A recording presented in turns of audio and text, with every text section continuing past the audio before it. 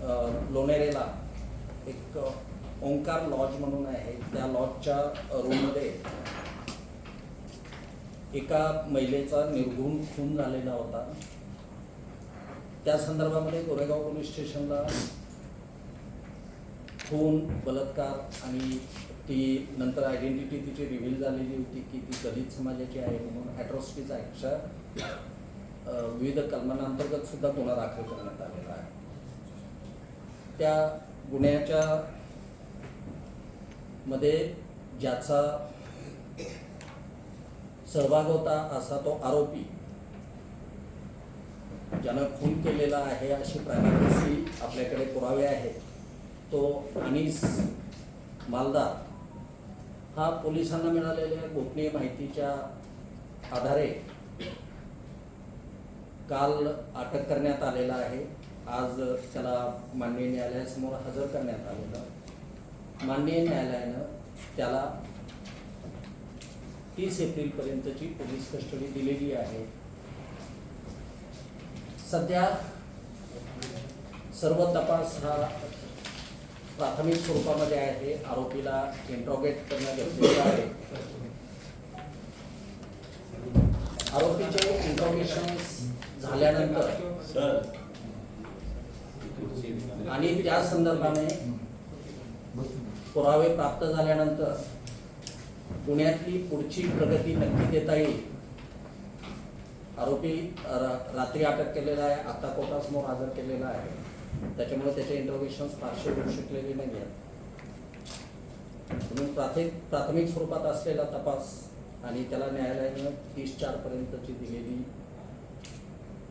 Police custody एवढ्यावरतीच मी माझं brief आटोपतो आहे.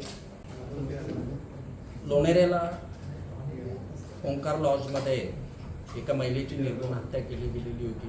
त्या हत्येचा आरोपी अनीस मालदार याला पोलीस गुन्हा दाखल झाल्यापासून शोधत होते.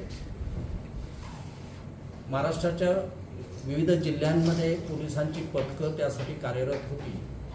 पोलिसांना मिळालेल्या गोपनीय माहितीच्या आधारे काल त्याला ताब्यात घेण्यात आलेलं आहे, अटक करण्यात आलं. आज माननीय न्यायालयासमोर त्याला हजर करण्यात आलेलं आहे. माननीय न्यायालयानं त्याला 30 एप्रिलपर्यंतची पोलीस कस्टडी दिलेली आहे.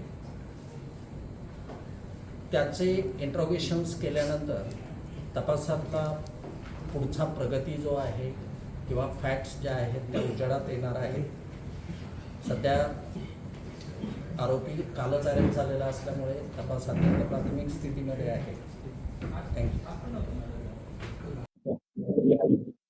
लोणेरेला ओंकार लॉजमध्ये एका महिलेची निर्घृण हत्या केली गेलेली होती. त्या हत्येचा आरोपी अनीस मालदार याला पोलीस गुन्हा दाखल झाल्यापासून शोधत होते.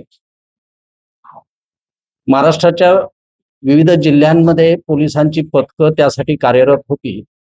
पोलिसांना मिळालेल्या गोपनीय माहितीच्या आधारे काल त्याला ताब्यात घेण्यात आलेलं आहे, अटक करण्यात आलं.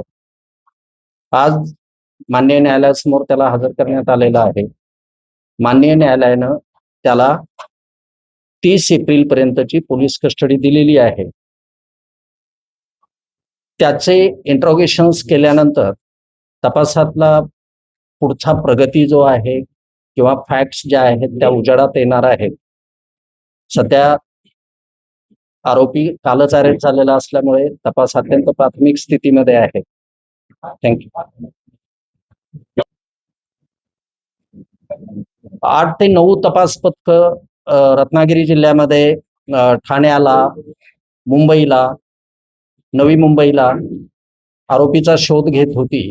त्याला ठाण्यामधनं ताब्यात घेण्यात आलेलं आहे, अटक करण्यात आलं. मला आरोपीला इंट्रोगेट करू द्या. राईट, तेवढा पुरेसा वेळ नाही भेटलेला.